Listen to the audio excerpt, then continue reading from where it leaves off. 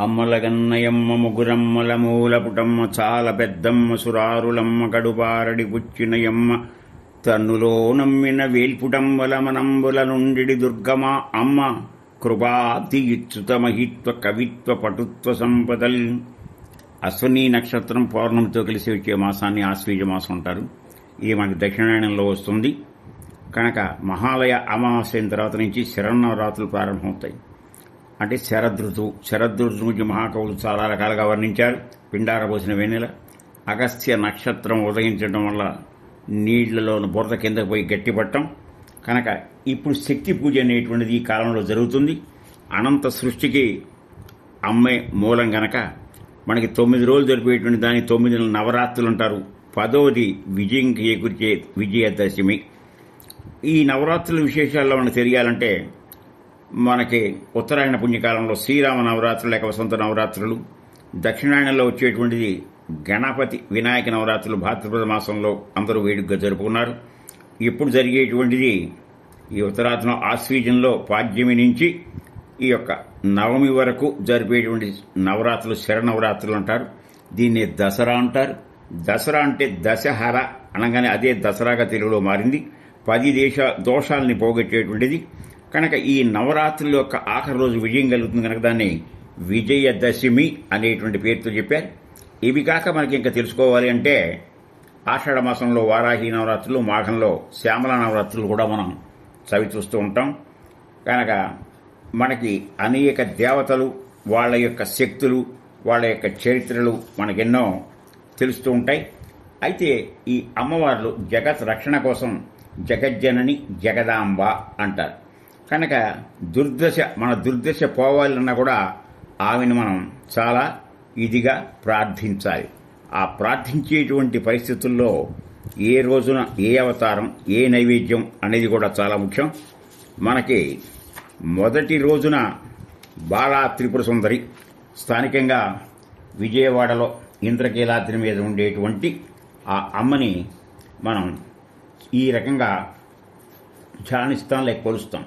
ఈ బాలా త్రిపుర సుందరి చెప్పాలి అంటే ఆవిడ చాలా విశేషమైంది. అందువల్ల ధ్యాయే జగద్ధాత్రీం జపాకుసుమ సన్నిభాం బాలాభాను ప్రతీకాశాం శతనామ సమప్రభాం రక్తవస్త్ర పరిధానం సంపద్విద్యా వశంకరీం నమామి దేవం వరదాం కామేశం అభయప్రదాం. కనుక ఇంకో ధ్యాన శ్లోకం కూడా పిల్లలు కూడా చక్కగా బాల్యం నుంచి చదివితే ఎంతో శక్తులు వస్తాయి. అందువల్ల ఈ బాలా త్రిపుర సుందరి ధ్యానంలో ఇంకోటి వాక్కునిచ్చేటువంటి తల్లి అరుణగిరణజాలైరంచితావకాశ విధృత జప పటికా పుస్తక భీతిహస్త ఇతర కరవారాధ్య పుల్ల కల్హార సంస్థ నివసతు హృది బాలా నిత్య కళ్యాణశీలా. ఈ రకంగా చేసుకోవాలి. ఈరోజు బాలా త్రిపుర సుందరి అమ్మవారికి మనం ఏం చేస్తున్నామంటే చక్కటి నివేదన. ఆ నివేదన ఏమిటంటే తీపి బూందీ, శనగలు, పెసరపప్పు పాయసం చేయాలి. ఆవిడికి లేత గులాబీ రంగు చీర అలంకారం చేయాలి. అలంకారం చేస్తే దానిలో మనకి విషయాన్ని ఎంతగానో గ్రహించిన వాళ్ళం అవుతాం. బాలా త్రిపుర సుందరి ఆరాధన అనేటువంటిది చాలా చాలా ముఖ్యమైనటువంటిదిగా మనం తెలుసుకోవాలి. ఈవిడ ఏమిటంటే ఈ అమ్మవారు శ్రీ విద్యోపాసకులకి మొట్టమొదట ఈ బాలామంత్రాన్ని ఉపదేశిస్తారు. ఇది చెప్పిన తర్వాత మిగతా మంత్రాలు చెప్తారు.